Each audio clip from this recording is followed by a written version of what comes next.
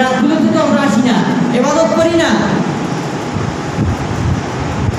আল্লাহ আমাদেরকে বোঝার তৌফিক দেন।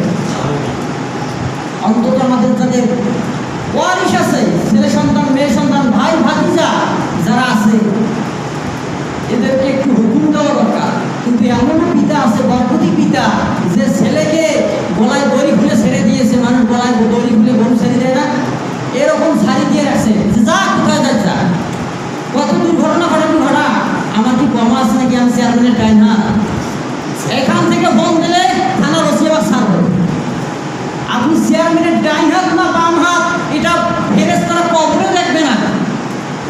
কারণ যেই কবরে আম্মাজান খাদিজাতুল কুবরা যাওয়ার সময় রাসূলকে বলতেছে, আমার প্রশ্নের জবাব দেওয়ার জন্য আপনি কবরের কিনারে দাঁড়িয়ে থাকবেন।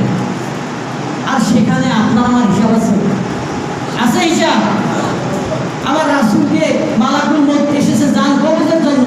আম্মাজান ফাতেমা দরজা খুলে দেখে আসমান জমিন বরাবর একটা লোক। সুবহানাল্লাহ বলবেন না? আম্মাজান ফাতেমা দরজা বন্ধ করে গিয়ে বলেন, আব্বা দরজার সামনে এমন একটা ভয়ঙ্কর লোক আকৃতিতে দাঁড়িয়ে আছে, আমি দেখে ভয় পেয়েছি। আমার নবী বলেন, মা এই লোকটা সাধারণ লোক নয়, দুনিয়ার কোনো লোক নয়, এটা হচ্ছে মালাকুল মউত আজরাইল। তুমি দরজা খুলে দাও। দরজা যখন খুলে দিয়েছে, আমার রাসূলকে সালাম দিয়া মালাকুল মউত বুকের উপরে হাত দাঁড়াইতেছে। আমার রাসূল বলেন, আজরাইল একটু দাঁড়াও। তুমি যে আমার বুকের উপরে হাত রাখছো আজরাইল, আমার কেন যেন মনে হয় ওহুদ পাহাড় আমার বুকের উপরে। আমার রাসূলের বুকের উপরে যদি ওহুদ পাহাড় আজরাইলের হাত রাখার কারণে হয়, আর আমার আপনার বুকের উপরে যদি আজরাইল হাত দেয়, তো গোটা পৃথিবীর যত পাহাড় সবগুলো আমার বুকের উপর পড়বে কিনা? পড়বে কিনা?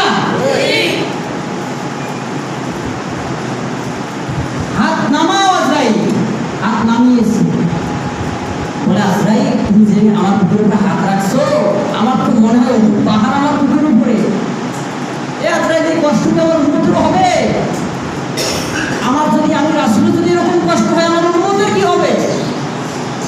আমার রাসূল বলেন, আজরাইল